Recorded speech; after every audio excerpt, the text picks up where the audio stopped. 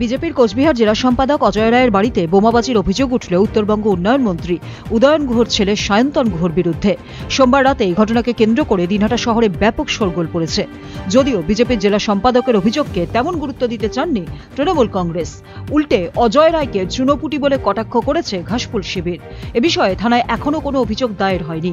অজয়ের অভিযোগ, সোমবার রাতে সায়ন্তন গুহর নেতৃত্বে তৃণমূল আশ্রিত দুষ্কৃতীরা তার বাড়ির সামনে বোমাবাজি করে, ধাক্কা দেয় বাড়ির গেটে, সেই সঙ্গে চলে অকথ্য গালিগালাজ। যদিও অভিযোগ অস্বীকার করেছেন মন্ত্রীপুত্র সায়ন্তন। তার কথায়, গতকাল রাতে আমরা ২ নম্বর ওয়ার্ডের যুব সভাপতি পার্থ সাহার বাড়ি থেকে ফিরছিলাম। পথে আমাদের সঙ্গে থাকা কয়েকজন তরুণ নেহাতি মজার ছলে আতশবাজি ফাটান।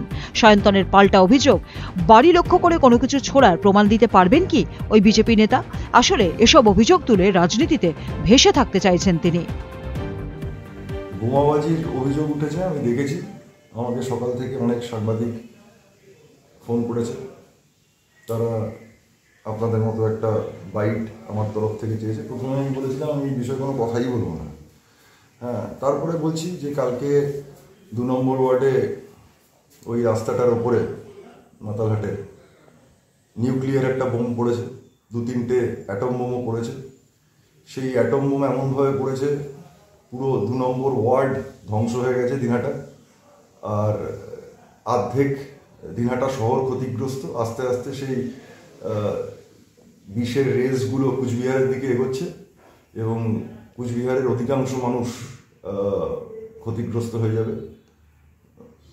খুব দুঃখজনক ঘটনা ঘটেছে এবং আমার নেতৃত্বে যখন ঘটেছে তখন তো আমাকে এটা মানতেই হবে যে আমার নেতৃত্বে কালকে নিউক্লিয়ার বোম পড়েছে দিনহাটা শহরের ২ নম্বর ওয়ার্ডে।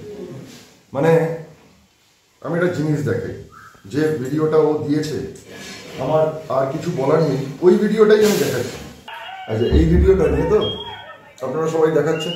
এই ভিডিওটা যদি দেখা যায় তাহলে পরিষ্কারভাবে দেখা যাচ্ছে যে ওই অজয় রায় যে অভিযোগ করেছে তার ৪-৫টা বাড়ি পরে আমাদের তৃণমূল কংগ্রেসের যুব তৃণমূল কংগ্রেসের শহর ব্লকের সভাপতি পার্থর বাড়ি। আমরা সবাই কালকে পার্থর বাড়ির ওখানে ছিলাম। পার্থর বাড়ির ওখানে আমাদের চা খাওয়া হয়েছিল, একটু খাওয়া দাওয়া হচ্ছিল। তারপরে সেখান থেকে আমরা বেরিয়ে আমার বাড়ির দিকে যাচ্ছি। পার্থর বাড়ির সামনে আমাদের কিছু যে ওই আকাশে ওড়ে যে বাজিগুলো সেগুলো কিছু ফাটানো হয়েছে, কিছু ওই টালিপটকা এগুলো ফাটানো হয়েছে। এবং আমরা যখন ওর পার্থর বাড়ির দিক থেকে আমার বাড়ির দিকে আসছি সবাই মিলে হেঁটে, আমাদের সাথে ৫০-৬০ জন ছিল। কালকে যেহেতু ছট পুজো ছিল তখন অনেক ছেলেপেলেই ছিল। আমরা যখন আসছি তখন এই আমাদের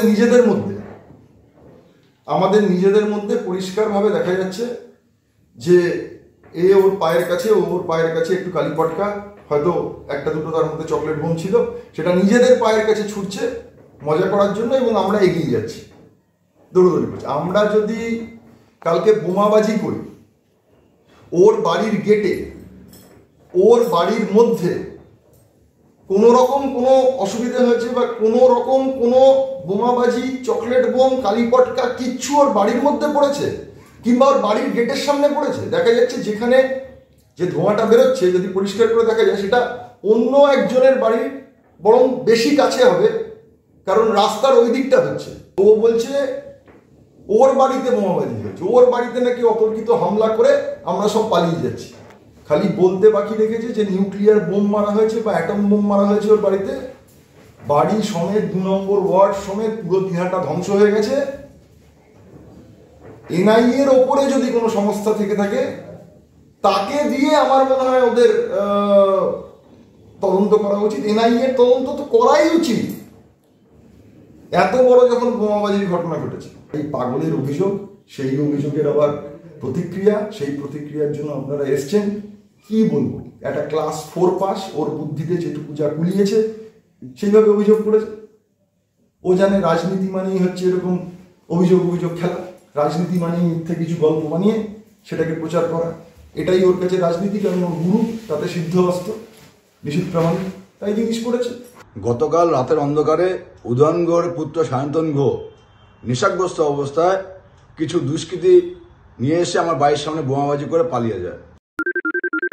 সোনাক্ষী, মশলা কোথায়?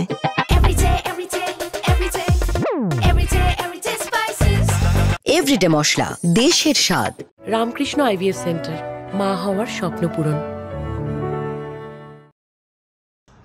আসলে এরা ভয় পাচ্ছে 26-এর যে বিধানসভা নির্বাচন, সেই নির্বাচনকে। আর এই নির্বাচনে এদের পতন নিশ্চিত। আর দিনাটার মানুষ এগুলো দেখছে, আগামী দিনে ভোটের মাধ্যমেই দিনাটার মানুষ এর জবাব দিয়ে দেবে।